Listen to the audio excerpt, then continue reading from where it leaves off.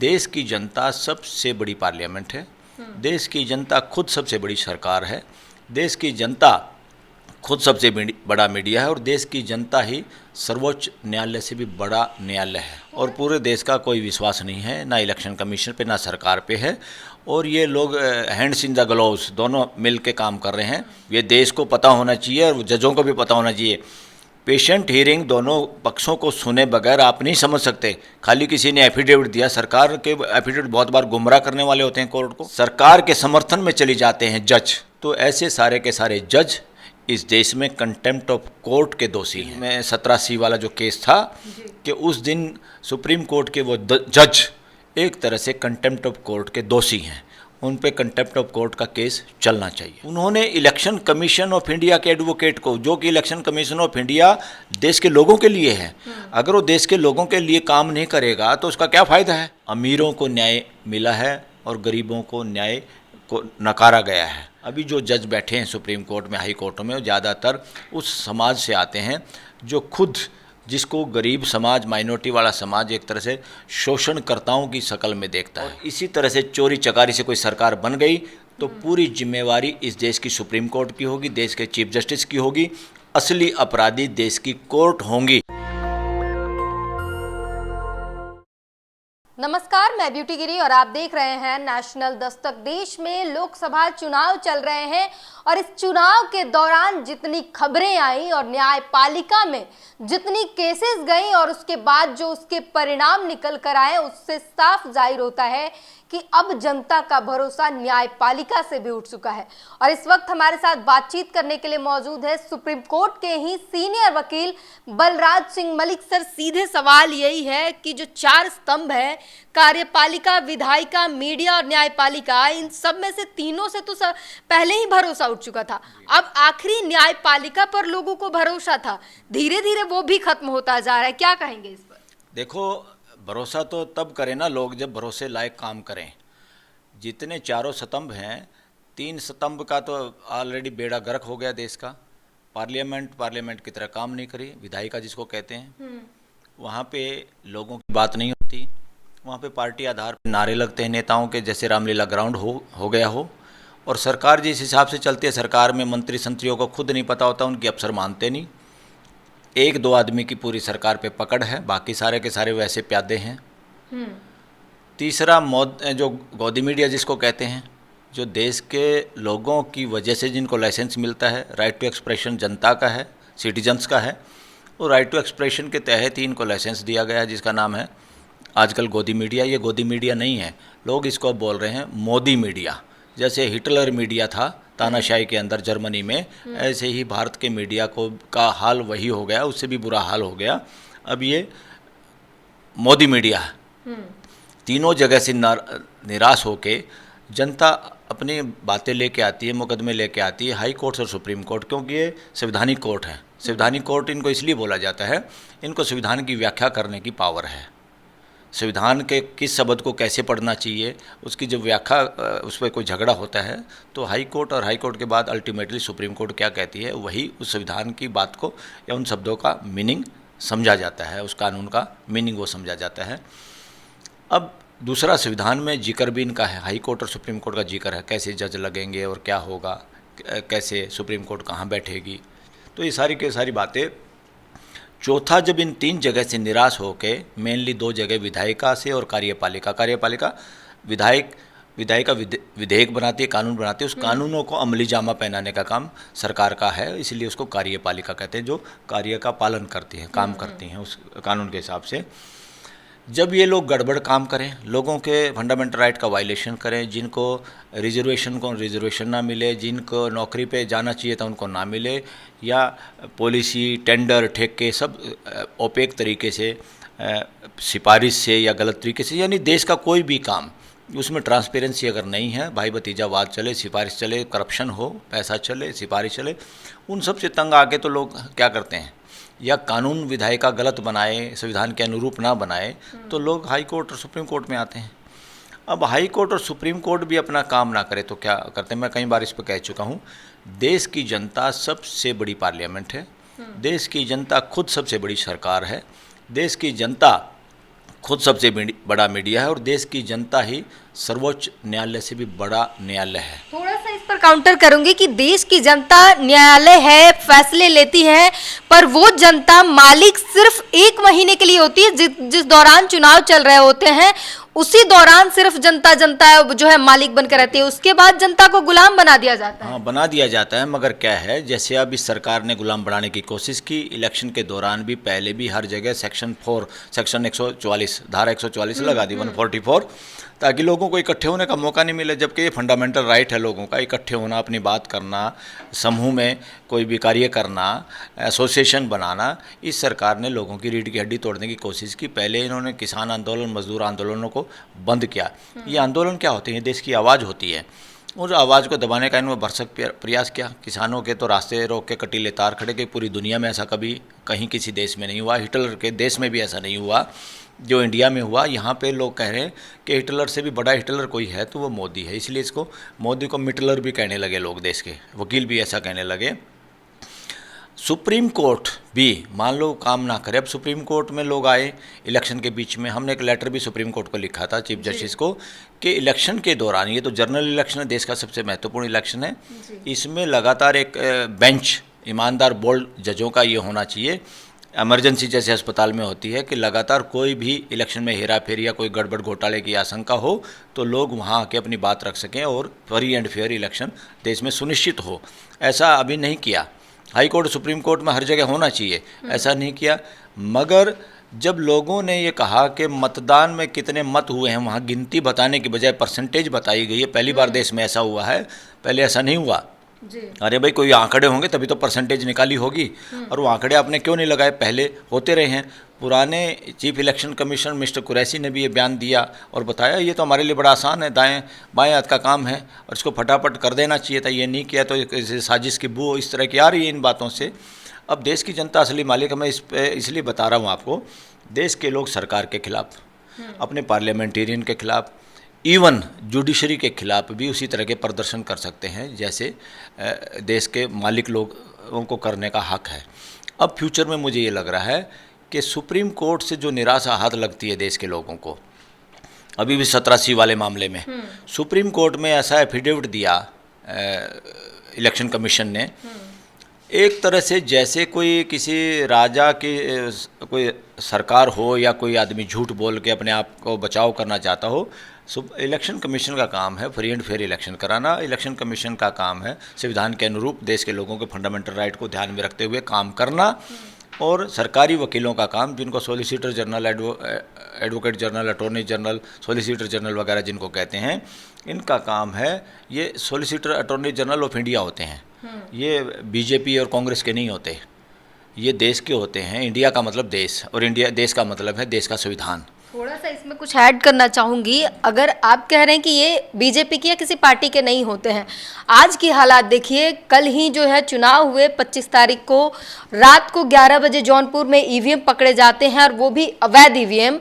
तो क्या समझा जाए कि अब सरकार को या सिस्टम को जनता की जरूरत ही नहीं है? चुनाव होते हैं और स्ट्रांग रूम के पास अलग ईवीएम पाए जाते हैं, तो अब जनता किसी को भी वोट दे, सरकार उसी की बनने वाली है जो चाह रहा है, जिसके पास सत्ता है, जिसके पास पावर है। तो जनता की भी जरूरत नहीं है अब। और न्यायपालिका जो है वो भी उसी के साथ है। देख रहे हैं हम ये चीजें। बिल्कुल आपकी सही बात है। अभी पूरे देश में भय व्याप्त है और पूरे देश का कोई विश्वास नहीं है, ना इलेक्शन कमीशन पे ना सरकार पे है। और ये लोग हैंड्स इन द ग्लोव्स दोनों मिल के काम कर रहे हैं। इसी वजह से पहली बार कानून बदल के उसको पूरी इम्यूनिटी दी गई चीफ इलेक्शन कमिश्नर्स को, कि जो भी काम करोगे तुम्हारे ऊपर इसके बाद में भी मुकदमे नहीं चलाए जाएंगे, जबकि उसका कोई महत्व नहीं है। वो बकवास है, क्योंकि हाई कोर्ट और सुप्रीम कोर्ट ये कहती है हमेशा इम्यूनिटी उसी काम की मिलती है जब आप कानून के अनुसार करते हो। जब आप कानून के अनुसार काम नहीं करते, कुछ और तरह से काम करते हो, तो फिर किसी को इम्यूनिटी नहीं है, सब जेल जा सकते हैं, कोई भी हो, चाहे इस देश का प्राइम मिनिस्टर हो, चाहे राष्ट्रपति हो, चाहे चीफ जस्टिस हो, चाहे इलेक्शन कमिश्नर हो। वो कानून के हिसाब से, संविधान के हिसाब से काम करते हैं, देश हित में काम करते हैं, तभी इम्यूनिटी होती है। वो अपनी मर्जी से गलत सलत काम करते हैं, किसी को कोई इम्यूनिटी नहीं। पहले तो देश को ये समझना चाहिए। और अब रही बात कोर्ट की भी, कि कोर्ट किस तरह से, जब देश को लग रहा है इलेक्शन कमिश्नर की अपॉइंटमेंट जिस तरह एक तरह से घोटाले से की और सुप्रीम कोर्ट में केस पेंडिंग है, उसमें स्टे नहीं किया और सुप्रीम कोर्ट उसी तरह से उसको एक तरह से लटक गया मामला। एक तरह से लोगों का कहना, वकीलों का कहना, लटका दिया मामला। दूसरा, अब जो 17C वाले फार्म की जो बात आई थी, जो परसेंटेज पे हंगामा देश के अंदर हुआ, लोगों ने कहा 1 करोड़ से भी ज़्यादा वोटों की हेराफेरी हो चुकी है ऑलरेडी देश में, क्या होगा ऐसे माहौल में?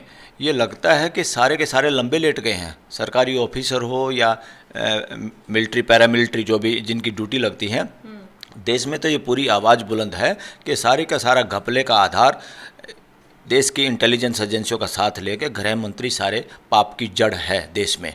अमित शाह हर वो काम करता है जो नरेंद्र मोदी चाहता है और अब लोगों का ये भी विश्वास हो गया है और लोग इस तरह की बात कर रहे हैं देश में और वकील भी कि गुजरात में भी ये लोग लगातार जो इलेक्शन जीतते रहे, ये इलेक्शन रिगिंग करके जीतते रहे हैं, इनको खून मुंह लगा हुआ है, देश में भी ऐसा ही कर रहे हैं।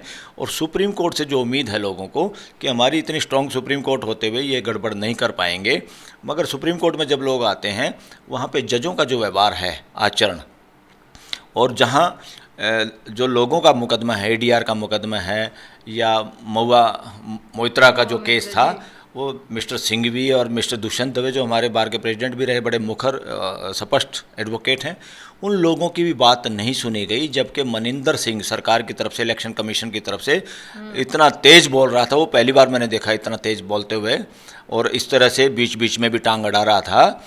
तो जजेज भी इस तरह से कर रहे थे कि वो भाई पेशेंट हियरिंग, यानी दोनों पक्षों को सुनने की जिम्मेवारी कोर्टों की है, मर्जी नहीं है।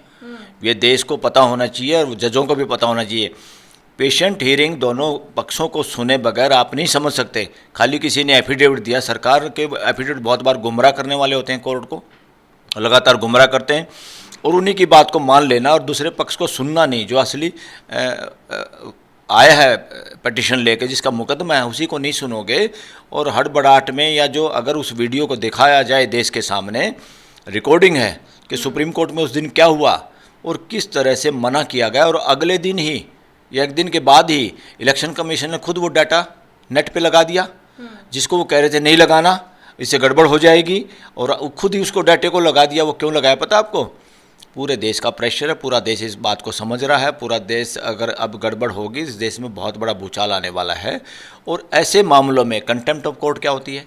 जब वकील अननेसेसरी बकवास करें या कोई ऐसा व्यवहार करें या गवाहों को डराए धमकाए या कोर्ट की बात ना माने, सही बात को, या कोर्ट की डिग्निटी, उसके मान सम्मान को बरकरार न रखे, तो कंटेम्प्ट ऑफ कोर्ट में जाते हैं। मैं कह रहा हूँ इस देश में अब ज़रूरी हो गया है, बहुत कम होता था, वो भी डिस्ट्रिक्ट कोर्टों के जजों का होता सिर्फ। इस देश के हाई कोर्ट और सुप्रीम कोर्ट के जजेस की भी को भी कंटेम्प्ट ऑफ कोर्ट के केसेज इन पे चलाने पड़ेंगे। क्यों चलाने पड़ेंगे? बहुत बार देश में हाई कोर्ट और सुप्रीम कोर्ट के अंदर लोगों को ये लगता है कि हमारी बात नहीं सुनी गई, और अगर उसकी अब तो रिकॉर्डिंग होने लगी है, पूरा देश देख सकता है कि बात सुनी कि नहीं सुनी, या जज का आचरण इस तरह का होता है, ऑफेंसिव, इंटिमिडेटिंग का मतलब डराना। अगर कोर्ट को वकील डराए या जज वकील को या पिटिशनर को या जो मुकदमा लेके आए उनको डराए, तो बात बराबर है। ये कानून दोनों के लिए बराबर है, वकील के लिए भी और जजों के लिए भी। अब देश के वकील ये कह रहे हैं कि जिन केसेज में एकदम सरकार के समर्थन में चले जाते हैं जज, जो भी जज समर्थन में चले जाते हैं, दूसरे पक्ष को सुनना नहीं चाहते, या जानबूझ के अपनी तरफ से उल जलूल पर्सन भी रखते हैं जिनका उससे कोई ज़्यादा तार्किक नहीं होते, तो ऐसे सारे के सारे जज इस देश में कंटेम्प्ट ऑफ कोर्ट के दोषी हैं। वो खुद डिग्निटी को गिराते हैं कोर्ट की। सुप्रीम कोर्ट और हाई कोर्ट की डिग्निटी बहुत गिरती है कई बार ऐसे जजों की वजह से, जो जिनका आचरण एक तरह से एज ए जज सही नहीं है। वो एक तरह से, जिस तरह से वकील का आचरण अगर सही नहीं है वो दोषी है कंटेम्प्ट ऑफ कोर्ट का, उसी तरह से जज भी जो लोगों को सुनते नहीं, लोगों को धमकाते हैं, या लोगों के वकीलों की बात नहीं सुनते, या इस तरह का आचरण से स्पष्ट हो जाता है कि कहीं ना कहीं वो फेवर कर रहे हैं किसी का। अगर इस तरह का रिकॉर्डिंग से पता चलता है, और इस केस में तो पूरे वकील बिरादरी का भी, जो लोग उस दिन थे या जिन लोगों ने ऑनलाइन देखा है या जो पढ़ा है, वो कह रहे हैं कि जस्टिस कोर्ट नंबर 4 जिनमें 17C वाला जो केस था, कि उस दिन सुप्रीम कोर्ट के वो जज एक तरह से कंटेम्प्ट ऑफ कोर्ट के दोषी हैं, उन पे कंटेम्प्ट ऑफ कोर्ट का केस चलना चाहिए। तो ये देश के लिए दुर्भाग्य मान सकते हैं कि जिन पर जो है जनता आश्रित रहती है, न्यायाधीश जिन्हें कहते हैं हम, कि वो फैसला सुनाते हैं, वो कंटेम्प्ट ऑफ कोर्ट के दोषी हैं। ये दुर्भाग्यपूर्ण बात है देश के लिए। वो सारे के सारे जज कंटेम्प्ट ऑफ कोर्ट के दोषी हैं, जिनकी वजह से गरिमा गिरती है कोर्टों की। और इस मामले में सरेआम जज ने जो देश की तरफ से जो लोग केस कंटेस्ट कर रहे थे, एडीआर और महुआ मोइत्रा, ये दो एक ऑर्गेनाइजेशन या एक इंडिविजुअल का केस नहीं था, ये पूरे देश की भावनाओं से, देश के लोगों के अधिकारों से जुड़ा हुआ था। उन्होंने इलेक्शन कमीशन ऑफ इंडिया के एडवोकेट को, जो कि इलेक्शन कमीशन ऑफ इंडिया देश के लोगों के लिए है, अगर वो देश के लोगों के लिए काम नहीं करेगा तो उसका क्या फ़ायदा है। तो उसकी बजाय ज़्यादा वक्त लोगों को देना चाहिए था जिनको शिकायत थी, मगर कोर्ट ने उसमें प्रोसेस के चक्कर में उलझाने की कोशिश की, जबकि बार बार सुप्रीम कोर्ट खुद कह चुकी है कि प्रोसेस में, प्रोसीजर में नहीं उलझाना, हमें देखना है कि न्याय या लॉ कहाँ पर है, और उस हिसाब से हमें न्याय की तरफ ज़्यादा जाना चाहिए, न कि प्रोसीजर की तरफ। और वहाँ पर प्रोसेस और प्रोसीजर की बात की जजेज ने, जो उसमें हेड कर रहे थे मिस्टर दीपांकर दत्ता और मिस्टर सतीश चंद्र मिश्रा, सेकंड वो जज थे। जस्टिस सतीश चंद्रा तो बोले ही नहीं कुछ भी। और मैं एक और कह रहा हूँ, अभी तो ये चर्चा भी वकीलों में भी खूब है कि जब मान लो कोई एक दो जज हैं, भाई दोनों जज में से कम दूसरे जज का भी एक्टिव रोल होना ही चाहिए, और वो दिखाई भी देना चाहिए, यानी कि चुप रहें। एक वकील, एक जज सुनता रहे और बोलता रहे और दूसरा का बिल्कुल इंटरवीन ना करे, बिल्कुल चुप रहे, ऐसा ये देश नहीं चाहता, ऐसा हमारा जुडिशल सिस्टम भी नहीं चाहता। इस वजह से देश की आवाज़ ना सुन के सिर्फ एक इलेक्शन कमीशन की, जिसकी गरिमा, जिसका विश्वास बहुत लो लेवल पे है देश में और जिस पे कोई विश्वास नहीं करा, जिसका जो प्रमुख है चीफ इलेक्शन कमिश्नर, उसकी बातों से, उसके बयान से स्पष्ट जाहिर होता है कि he is not a serious chief election commissioner of the country, he is playing in some others hand, वो पपेट की तरह काम कर रहे हैं। और इस वजह से ये जो केसेज हैं, ये सारे के सारे कंटेम्प्ट के मामले में आते हैं।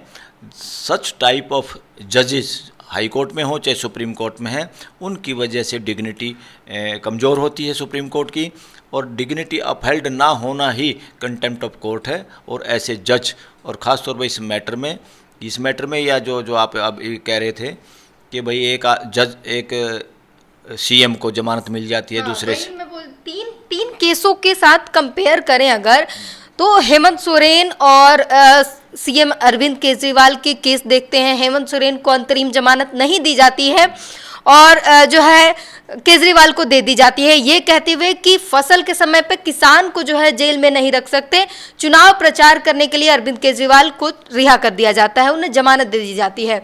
देखिए, हमारे देश को कहते हैं common law country. Common law क्या होता है कि कोई भी कानून जो होगा, सुप्रीम कोर्ट की कोई कही हुई बात, वो बाकी सब लोगों पे लागू होगी जब तक वो बात ना बदल जाए किसी ज़्यादा जजों के द्वारा।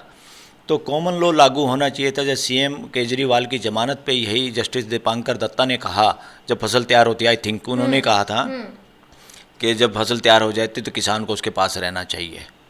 तो ऐसे ही एक जज हैं हाई कोर्ट में, दिल्ली हाई कोर्ट में, सवर्ण कांता शर्मा, वो भी किसी एक की जमानत को अलाउ करती है ये कह के क्योंकि इलेक्शन है अब, और दूसरा इसमें मनीष सिसोदिया की जमानत पे वो ये बात भूल जाती है या इग्नोर करती है। इसी तरह से जस्टिस दीपांकर शर्मा वाली बेंच ने भी उनका जो झारखंड के मुख्यमंत्री हेमंत सोरेन के जमानत को एक तरह से कैंसिल किया। उन्होंने कहा सिर्फ कैंसिल किया बल्कि डांट भी लगाई। हाँ, डांट लगाई। वो प्रोसीजर का बहाना बना लेते हैं। प्रोसीजर का बहाना बनाना, अरे right to life and liberty में ये प्रोसेस और ये पटिशन के बहाने बनाना, सुप्रीम कोर्ट अगर इस तरह की बात करेगी तो ये अच्छा नहीं है देश के लिए। किसी एक को जमानत मिल जाए, वहाँ आपको प्रोसीजर और प्रोसेस नहीं दिखाई देता, दूसरे केस में आपको प्रोसीजर और प्रोसेस ज़्यादा दिखाई देता है। This is also wrong. और जब एक लॉ को बराबर तरह से लागू नहीं कर पाए जो कोर्ट या जो जज, तो then it is a contempt of court by the जज देमसेल्व्स। ये कंटेम्प्ट ऑफ कोर्ट है इस तरह की। ये देश में ऐसे नहीं चलेगा कि मर्जी चलेगी कि एक को जमानत दे दी, दूसरे को जमानत नहीं दी।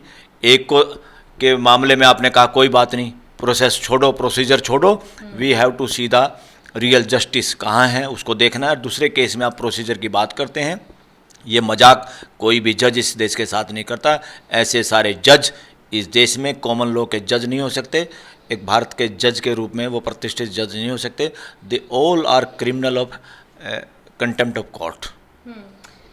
कई लोगों की अगर बात करें, जनता की बात करें, तो उनमें दो तरीके की राय बन गई है कि केजरीवाल जो है वो अपर कास्ट से, उनकी जाति के लोग जो है ऊंचे ऊंचे सिस्टम में जो है पदों पर हैं, और सोरेन जो है आदिवासी हैं, उनकी जाति के लोग जो है वो नहीं है अच्छे पदों पर। इसी वजह से हमारे लिए देश में दो कानून है, अगर आप अपर कास्ट में आते हैं और तो आपके लिए न्याय जल्दी मिल जाएगा, आपके लिए सारी सुविधाएं हैं। अगर आप SC ST OBC में आते हैं तो फिर आपके लिए कोई कानून, कोई जो है चीजें आपके लिए नहीं है, आपको सड़ना पड़ेगा, आपको हर जो है हर प्रकार का अत्याचार झेलना पड़ेगा। जी जी, बिल्कुल आपकी बात से मैं सहमत हूँ। अगर सारी यूनिवर्सिटीज़, इस देश में कोई संस्था ऐसी नहीं है जो मजबूती से इस देश के जजों द्वारा सुनाए गए फैसलों पे स्टडी करे, रिसर्च करे।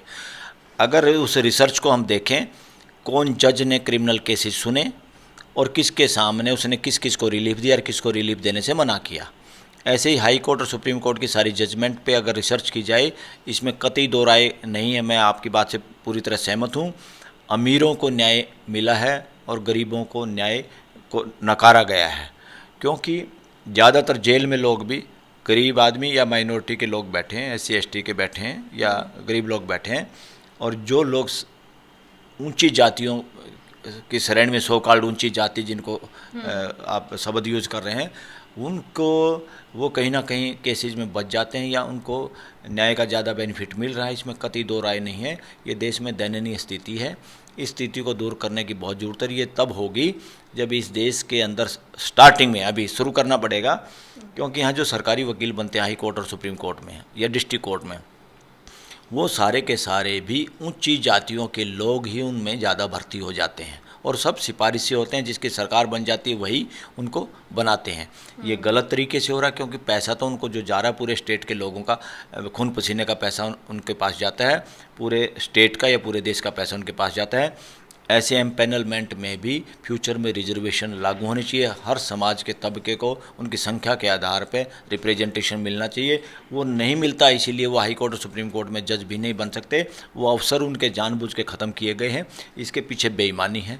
इसलिए अब ये आपकी जो तभी न्याय मिलेगा, क्योंकि उस क्लास से जो लोग आएंगे, उन्होंने जो देखा है, उनके साथ जो हो रहा है, उस समाज और वर्ग के साथ जो हो रहा है, फिर वो न्याय की व्याख्या भी उसी तरह की कर पाएंगे।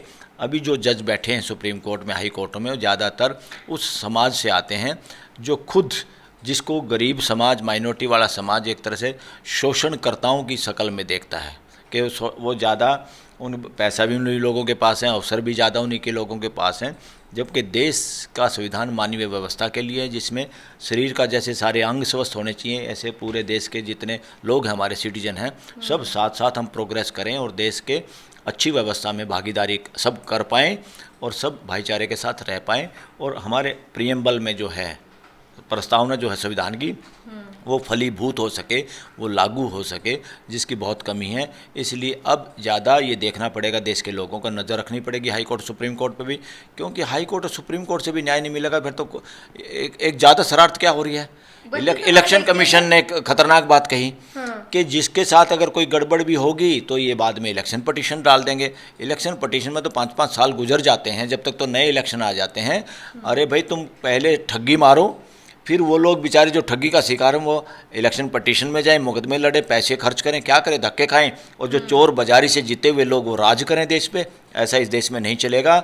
और इस बार अगर कहीं भी गड़बड़ हुई और इसी तरह से चोरी चकारी से कोई सरकार बन गई तो पूरी जिम्मेवारी इस देश की सुप्रीम कोर्ट की होगी, देश के चीफ जस्टिस की होगी। असली अपराधी देश की कोर्ट होंगी। अगर देश में गड़बड़ होके इलेक्शन कमीशन अब जो गड़बड़ करेगा उसकी जिम्मेवारी सुप्रीम कोर्ट की है, हाई कोर्ट्स की है, यहाँ के चीफ जस्टिस की है, हाई कोर्टों के चीफ जस्टिस की है, क्योंकि लोगों ने तो गड़बड़ के आशंका और गड़बड़ इनके सामने रखी। EVM के लिए हमने सुप्रीम कोर्ट के गेट तक आंदोलन किए और लोगों ने, ADR ने, जो इस देश की बहुत अच्छी संस्था है, जो बहुत अच्छा काम कर रही है इसके लिए, फ्री एंड फेयर इलेक्शन के लिए, वॉच डॉग है, एक तरह से नज़र रखता है, उनके पटिशन को आप ये सोच के, ये जज ये कमेंट करें कि ये तो पब्लिसिटी इंटरेस्ट लिटिगेशन है, या पर्सनल इंटरेस्ट लिटिगेशन है, that is a nonsense on the part of supreme court also. अगर ऐसे जज इस तरह के बेहुदा कमेंट करेंगे, that is contempt of court, contempt of country, contempt of citizen, contempt of constitution of this country. ऐसे लोगों से सावधान होने की जरूरत है और ऐसे सभी जुडिशरी के जो हिस्सा हैं, चाहे जज के रूप में हैं, उन पर नकेल कसने की जरूरत है। अदरवाइज जुडिशरी की गिरावट भी उसी तरह से, इमरजेंसी के दौरान बहुत सारे जज लंबे लेट के, तो कोई नहीं बोला था लोगों के पक्ष में, तो देन इट वाज सारे जजों पे कंटेम्प्ट ऑफ कोर्ट के केस चलने चाहिए थे, जेल में जाना चाहिए था उन जजों को, जो बाद में चीफ जस्टिस बने, उन सबको जेल भेजना चाहिए था इस देश को। आज भी जो जजेज अगर देश का ख्याल नहीं रखेंगे और देश का साथ नहीं देंगे, हम सब मिलके, वकील लोग भी तैयार हैं, एक आंदोलन करना पड़ेगा, ऐसे जजों के खिलाफ कंटेम्प्ट ऑफ कोर्ट केस चले और साथ में इन लोगों को प्रमोशन देके चीफ जस्टिस भी ना बनाया जाए ऐसे जजों को। तो बड़ी बात कही सर ने, और साथ में इन्होंने ये भी कहा कि अगर चोरी चकारी से सरकार बन जाती है तो उसका पूरा जिम्मेदार जो है वो सुप्रीम कोर्ट होगा। और जिस तरीके से भरोसा खत्म होता जा रहा है सुप्रीम कोर्ट से, लगातार लोगों के दिमाग में जो है सुप्रीम कोर्ट के लेकर सवाल उठने लगे हैं, उस पर जो है एक बड़ा दुर्भाग्यपूर्ण स्थिति बन गया है देश में कि आखिर हम जाएं कहां। सुप्रीम कोर्ट एक आखिरी सहारा था, अब वहां से भी न्याय नहीं मिलता, वहां से भी दोहरे कानून के जो चाल चलन है वो नजर आ रहा है।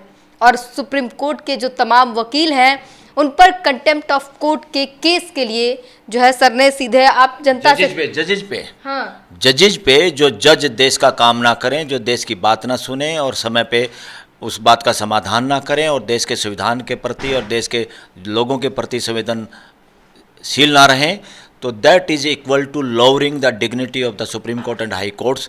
ऐसे सब जजों के ऊपर कंटेम्प्ट ऑफ कोर्ट या even contempt of constitution, contempt of people of this country, तो इसलिए कंटेम्प्ट ऑफ कोर्ट का केस चलना चाहिए और ऐसे जजों को प्रमोशन, इनसे इस्तीफे मांगने चाहिए, इस्तीफे ना दें तो पार्लियामेंट में इम्पीचमेंट होना चाहिए और इनको ऐसे किसी भी जज को प्रमोशन देके कभी भी कॉलेजियम में और चीफ जस्टिस नहीं बनाना चाहिए। इसके लिए हम ज़रूरी हुआ तो आंदोलन भी करेंगे, इस बात के लिए देश को जागरूक भी करेंगे। तो ये बड़ी बात कही उन्होंने, और इस पूरी वीडियो पर जो बातचीत हुई है उस पर अपनी राय ज़रूर रखिए, अपनी पूरी प्रतिक्रिया कमेंट बॉक्स में ज़रूर बताइए। नेशनल दस्तक की आपसे गुजारिश है कि अगर इसको बचाना चाहते हैं तो नेशनल दस्तक को सब्सक्राइब करने के लिए रेड कलर के सब्सक्राइब बटन को दबाएं, फिर बेल आइकन की घंटी दबाएं। नेशनल दस्तक को बचाने के लिए बहुत ज़रूरी है कि हर खबर को शेयर करें, लाइक करें, कमेंट जरूर करें।